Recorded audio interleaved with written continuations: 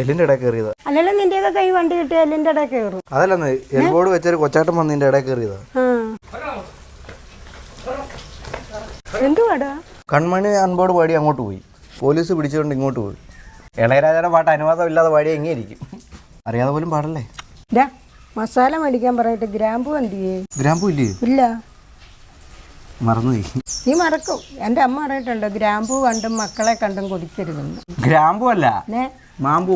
അതാ. ഇതെന്തോടാ സ്റ്റാറൊക്കെ കാണുന്നേ? ഇതറിയത്തില്ലേ? ഇല്ല. ഇതൊക്കെ വെച്ചാ 5 സ്റ്റാർ ഹോട്ടലിൽ ഫുഡ് ഉണ്ടാക്കുന്നത്. അതുകൊണ്ടല്ലേ അവിടുത്തെ ഫുഡിന് ഭയങ്കര ടേസ്റ്റ്. അതാണോ നിനക്കൊന്നും ഞങ്ങൾ വെക്കുന്നത് ഇഷ്ടപ്പെടാത്ത? അത് രുചി ഇല്ലാത്തതുകൊണ്ട്. നിന്നെ കൊണ്ട് ഒരു പ്രയോജനം ഇല്ലല്ലോടാ. എന്നെ കൊണ്ടോ? കഴിഞ്ഞ ദിവസം കിണർ വൃത്തിയാക്കാൻ സന്തോഷം വന്നിട്ട് ഓക്സിജൻ നമ്മൾ നിന്നോ, വാഴയില കെട്ടി ഇറക്കണമെന്ന് പറഞ്ഞു.